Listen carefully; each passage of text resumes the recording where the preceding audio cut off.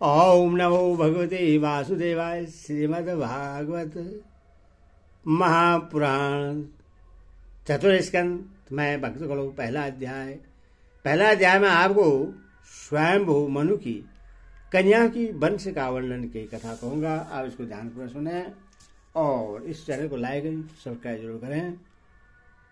कथा सुनिए। श्री मैत्री जी कहते हैं, विदुर जी, स्वयंभू मनु की महारानी शतरूपा से पीरिवर्त और उत्तानपाद इन दो पुत्रों के सिवा 3 कन्याएं भी हुई थी। वह आकुति, देवहूति और परशुति नाम से विख्यात थी। आकुति का यदि भी उसके भाई थे तो भी महारानी शतरूपा की अनुमति से उन्होंने रुचि प्रजापति के साथ पुत्री का धर्म के अनुसार विवाह किया। प्रजापति रुचि भगवान के अन्य चिंतन के कारण बर्मते से संबंध है। उन्होंने आकुति के गर्भ से एक पुरुष और स्त्री का जोड़ा उत्पन्न किया। उनमें जो पुरुष था वह साक्षात यज्ञ स्वरूपधारी भगवान विष्णु थे और जो स्त्री थी वह भगवान से कभी अलग न रहने वाली लक्ष्मी जी की अंश स्वरूपा दक्षिणा थी। मनु जी अपनी पुत्री आकुति के उस परम तेजस्वी पुत्र को बड़ी प्रसन्नता से अपने घर ले आए और दक्षिणा को रुचि प्रजापति ने अपने पास रखा। जब दक्षिणा विवाह के योग्य हुई तो उसने यज्ञ भगवान को ही पति रूप में प्राप्त करने की इच्छा की। तब भगवान यज्ञ पुरुष ने उससे विवाह किया। इससे दक्षिणा को बड़ा संतोष हुआ। भगवान ने प्रश्न होकर उससे 12 पुत्र उत्पन्न किए। उनके नाम हैं तोष, परतोष, संतोष, भद्र, शांति, ईश्वरी, ईधम, कवि, विभो, स्वहन, सुदेव और रोचन। ये ही स्वयंभू मनवंत्र में तुषित नाम के देवता हुए। उस मनवंत्र में मरीचि आदि सत्वंशी थे। भगवान यज्ञ ही देवताओं के अधीश्वर इंद्र थे और महान प्रभावशाली पेरिवर्त एवं उत्तानपाद मनुपुत्र थे। वह मनवंतरण उन्हीं दोनों के बेटों, पोतों और 2 हितों के वंश से छा गया। प्यारे विदुर जी, मनु जी ने अपनी दूसरी कन्या देवहूति कर्दव जी को ब्याही थी। उसके संबंध की प्राय सभी बातें तुम मुझसे सुन चुके हो। भगवान मनु ने अपनी तीसरी कन्या परशुति का विवाह ब्रह्मा जी के पुत्र दक्ष प्रजापति से किया था। उनकी विशाल वंश परंपरा तो सारी त्रिलोकी में फैली हुई है। मैं कर्दव जी की 9 कन्याओं का, जो 9 ब्रह्म ऋषियों से ब्याही गई थी, पहले ही वर्णन कर चुका हूं। अब उनकी वंश परंपरा का वर्णन करता हूं, सुनो। मरीचि ऋषि की पत्नी कर्दव जी की बेटी कला से कश्यप और पूर्णिमा नामक 2 पुत्र हुए, जिनके वंश से यह सारा जगत भरा हुआ है। शत्रुतापन विदुर जी, पूर्णिमा के विरज और विश्वक नाम के 2 पुत्र तथा देवकुलिया नाम की एक कन्या हुई।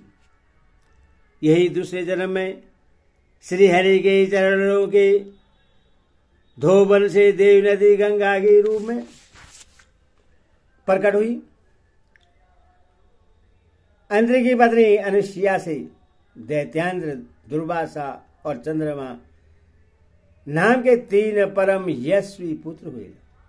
ये कर्मशः भगवान विष्णु, शंकर और ब्रह्मा की अंश से उत्पन्न हुए थे। विदुर जी ने पूछा, गुरुजी कृपया यह बतलाइए कि जगत की उत्पत्ति, स्थिति और अंत करने वाले इन सर्वश्रेष्ठ देवों ने अंतरी मुनि के यहाँ क्या करने की इच्छा से अवतार लिया था। श्री मैत्री जी ने कहा, जब वर्मा जी ने ब्रह्म ज्ञानी में श्रेष्ठ महर्षि अंतरी को सृष्टि रचना के लिए आज्ञा दी, तब वे अपनी सौधर्मिणी के सहित तब करने के लिए ऋष्यक नामक कुल पर्वत पर गए। वहां पलाश और अशोक के वृक्षों का एक विशाल वन था। उसके सभी वृक्ष फूलों के गुच्छों से लदे थे तथा उसमें सब ओर निर्विघ्नता नदी के जल की कलकल ध्वनि गूंजती रहती थी। उस वन में वे मुनिश्रेष्ठ प्राणायाम के द्वारा चित्त को बस में करके 100 वर्ष तक केवल वायु पीकर सर्दी गर्मी आदि दंतों की कुछ भी परवाह न कर एक ही पैर से खड़े रहे। उस समय वे मन ही मन यही प्रार्थना करते थे कि जो कोई संपूर्ण जगत के ईश्वर हैं, मैं उनकी शरण में हूं, वे मुझे अपने ही समान संतान प्रदान करें। तब यह देखकर कि प्राणायाम रूपी ईंधन से प्रज्वलित हुआ अंतरी मुनि का तेज उनके मस्तक से निकलकर तीनों लोकों को तबा रहा है। ब्रह्मा विष्णु महादेव तीनों जगतपति उनके आश्रम पर आए। उस समय अप्सरा मुनि गर्धव सिद्ध विद्याधर और नाग उनका सुयश गा रहे थे। उन तीनों का एक ही साथ प्रादुर्भाव होने से अंतरी मुनि का अंतकरण प्रकाशित हो उठा। उन्होंने एक पैर से खड़े खड़े ही उन देवदेवों को देखा और फिर पृथ्वी पर दंड के समान लौटकर प्रणाम करने के अनंतर अर्घ्य पुष्पादि पूजन की सामग्री हाथ में ले उनकी पूजा की। वे तीनों अपने अपने वाहन हंस गरुड़ और बैल पर चढ़े हुए तथा अपने कमंडलु चक्र त्रिशूलादि चिन्हों से सुशोभित थे। उनकी आंखों से कृपा की वर्षा हो रही थी। उनके मुख पर मंद हास्य की रेखा थी जिससे उनकी प्रसन्नता झलक रही थी। उनके तेज से चौधिया कर मुनिवर ने अपनी आंखें मूंद ली। वे चित्त को उन्हीं की ओर लगाकर हाथ जोड़ अति मधुर और सुंदर भावपूर्ण वचनों में लोक में सबसे बड़े उन तीनों देवों की स्तुति करने लगे। अंतरी मुनि ने कहा, भगवान प्रत्येक कल्प के आरंभ में जगत की उत्पत्ति स्थिति और लय के इसलिए जो माया के सत्वादि तीनों गुणों का विभाग करके भिन्न भिन्न शरीर धारण करते हैं, वे ब्रह्मा विष्णु महादेव आप ही हैं। मैं आपको प्रणाम करता हूँ। कहिए, मैंने जिनको बुलाया था आप में से वे कौन महानुभाव हैं? क्योंकि मैंने तो संतान प्राप्ति की इच्छा से केवल एक सुरेश्वर भगवान का ही चिंतन किया था। फिर आप तीनों ने यहाँ पधारने की कृपा कैसे की? आप लोगों तक जो देहधारियों के मन की भी गति नहीं है, इसीलिए मुझे बड़ा आश्चर्य हो रहा है। आप लोग कृपा करके मुझे इसका रहस्य बतलाइए। श्री मैत्री जी कहते हैं, समर्थ विदुर जी अंतरी मुनि के वचन सुनकर वे तीनों देव हंसे और उन पर सुमधुर वाणी में कहने लगे। देवताओं ने कहा, ब्राह्मण तुम सत्य संकल्प हो, अथवा तुमने जैसा संकल्प किया है वही होना चाहिए। उसके विपरीत कैसे हो सकता है? तुम जिस जगदीश्वर का ध्यान करते थे वह हम तीनों ही हैं। प्रिय महर्षि, तुम्हारा कल्याण हो।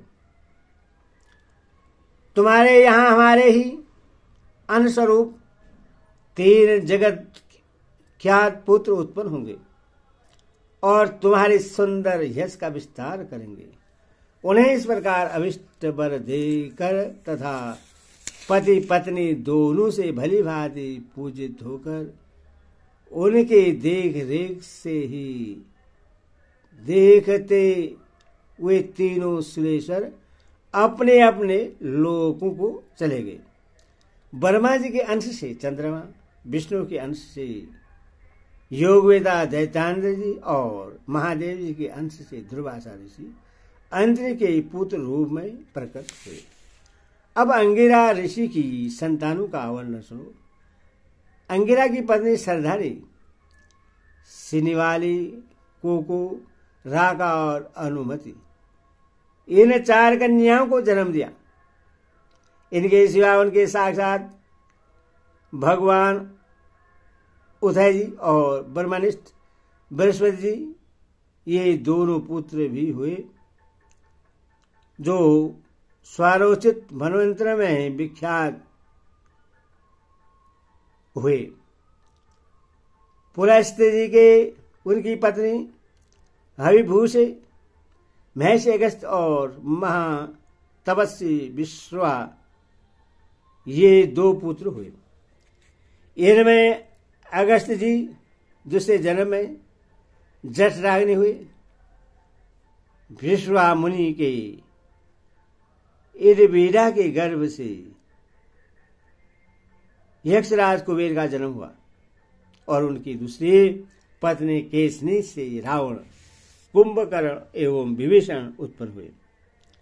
महामते महर्षि पुलह की स्त्री परम साध्वी, गति से कर्मश्रेष्ठ वीर्यान और सहिष्णु, ये 3 पुत्र उत्पन्न हुए। इसी प्रकार कीर्ति की पत्नी क्रिया ने बर्मतेज से दीप्तिमान बाल खिरयादि 60,000 ऋषियों को जन्म दिया। सरुतावन विदुर जी, वशिष्ठ जी की पत्नी हुर्जा अरुधंती से चित्रकेतु आदि 7 विशुद्ध चित्त ब्रह्म ऋषियों का जन्म हुआ। उनके नाम चित्रकेतु, सुरोचि, बिरजा, मित्र, उलबड़, वसु, भीरधान और धूमान थे। इनके सिवा उनकी दूसरी पत्नी से शक्ति आदि और भी कई पुत्र हुए। अर्थवा मुनि की पत्नी चिति ने दयड दधीची नामक एक तपोनिष्ठ पुत्र प्राप्त किया, जिसका दूसरा नाम असुशिरा भी था। अब भृगु के वंश का वर्णन सुनो। महाभाग भृगु जी ने अपनी भार्या खयाति से धाता और विधाता नामक पुत्र तथा श्री नाम की एक भगवत प्राण कन्या उत्पन्न की। मेरु ऋषि ने अपनी आयाति और नियति नाम की कन्याएं कर्मश और धाता और विधाता को ब्याही। उनसे उनके मृकंड और प्राण नामक पुत्र हुए। उनमें से मृकंड के मार्केट और प्राण के मुनीश्वर वेद शिरा का जन्म हुआ। भृगु जी के एक कवि नामक पुत्र भी थे। उनके भगवान उष्णा शुक्राचार्य हुए। विदुर जी, इन सब मुनीश्वरों ने भी संतान उत्पन्न करके सृष्टि का विस्तार किया। इस प्रकार मैंने तुम्हें यह करदव जी के 2 हित्रों की संतान का वर्णन सुनाया। जो पुरुष इस श्रद्धापूर्वक सुनता है उसके पापों को यह तत्काल नष्ट कर देता है। वर्मा जी के पुत्र दक्ष प्रजापति ने मनोनंदनी परशुति से विवाह किया। उससे उन्होंने सुंदर नेत्रों वाली 16 कन्याएं उत्पन्न की। भगवान दक्ष ने उनमें से 13 धर्म को, 1 अग्नि को, 1 समस्त पितृगण को तथा 1 संसार का सहार करने वाले तथा जन्म मृत्यु से छुड़ाने वाले भगवान शंकर को दी। श्रद्धा, मेधि, दया, शांति, तुष्टि, पुष्टि, क्रिया, उन्नति, बुद्धि, मेधा, तितिक्षा ही और मूर्ति, ये धर्म की पत्नियां हैं। इनमें से श्रद्धा ने शुभ मैत्री से, मैत्री प्रसाद, दया ने अभय शांति के सुख, तुष्टि ने मोद और पुष्टि ने अहंकार को जन्म दिया। क्रिया ने योग, उन्नति में दर्प, बुद्धि के अर्थ, मेधा ने स्मृति, तितिक्षा ने क्षेम और हेवलज्जा ने प्रश्न, विनय नामक पुत्र उत्पन्न किया। समस्त गुणों की खान मूर्ति देवी ने नर नारायण ऋषि को जन्म दिया। इनका जन्म होने पर इस संपूर्ण विश्व ने आनंदित होकर प्रसन्नता प्रकट की। उस समय लोगों के मन, दिशाएं, वायु, नदी और पर्वत सभी में प्रसन्नता छा गई। आकाश में मांगलिक बाजे बजने लगे। देवता लोग फूलों की वर्षा करने लगे। मुनि प्रसन्न होकर स्तुति करने लगे। गंधर्व और किन्नर गाने लगे। अप्सराएं नाचने लगी। इस प्रकार उस समय बड़ा ही आनंद मंगल हुआ तथा ब्रह्मादि समस्त देवता श्रोत्रों द्वारा भगवान की स्तुति करने लगे। देवताओं ने कहा, जिस प्रकार आकाश में तरह तरह के रूपों की कल्पना कर ली जाती है, उसी प्रकार जिन्होंने अपनी माया के द्वारा अपने ही स्वरूप के अंदर इस संसार की रचना की है और अपने उस स्वरूप को प्रकाशित करने के लिए इस समय इस ऋषि विग्रह के साथ धर्म के घर में अपने आप को प्रकट किया है। उन परम पुरुष को हमारा नमस्कार है, जिनके तत्व का शास्त्र के आधार पर हम लोग केवल अनुमान ही करते हैं, प्रत्यक्ष नहीं कर पाते। उन्हीं भगवान ने देवताओं को संसार की मर्यादा में किसी प्रकार की गड़बड़ी न हो, इसीलिए सत्वगुण से उत्पन्न किया है। अब वे अपने कल्याणमय नेत्रों से जो समस्त शोभा और सौंदर्य के निवास स्थान निर्मल दिव्य कमल को भी नीचा दिखाने वाले हैं, हमारी ओर निहारे। प्यारे विदुर जी, प्रभु का साक्षात दर्शन पाकर देवताओं ने उनकी इस प्रकार स्तुति और पूजा की। तदनंतर भगवान नर नारायण दोनों गंधमादन पर्वत पर चले गए। भगवान श्री हरि के अंशभूत वे नर नारायण ही इस समय पृथ्वी का भार उतारने के लिए यदुकुल भूषण श्री कृष्ण और उन्हीं के शरीर के श्यामवर्ण कुल तिलक अर्जुन के रूप में अवतीर्ण हुए हैं। अग्निदेव की पत्नी स्वाहा ने अग्नि के ही अभिमानी पावक पौमान और शुचि ये 3 पुत्र उत्पन्न किए। ये तीनों ही हवन किए हुए पदार्थों का भक्षण करने वाले हैं। इन्हीं तीनों से 45 प्रकार के अग्नि और उत्पन्न हुए। ये ही अपने 3 पिता और 1 पितामह को साथ लेकर 49 अग्नि कहलाए।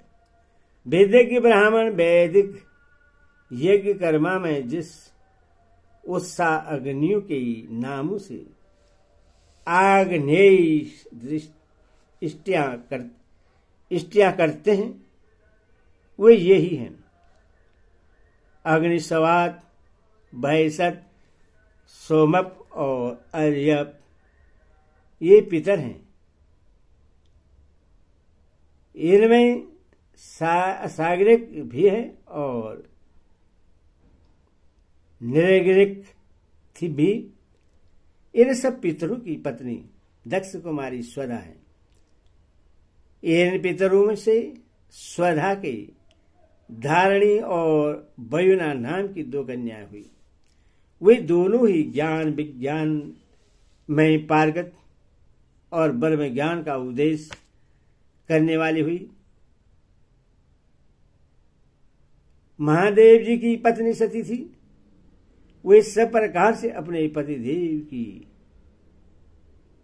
सेवा में संलग्न रहने वाली थी, किंतु उनके अपने गुण और शील के अनुरूप कोई पुत्र नहीं हुआ, क्योंकि सती के पिता दक्ष ने बिना ही किसी अपराध के भगवान शिव जी की प्रतिकूल आचरण किया था। इसलिए सती ने यह अवस्था में ही क्रोधवश योग के द्वारा स्वयं ही अपने शरीर का त्याग कर दिया। हरि ओम तत्सत। हरि ओम तत्सत।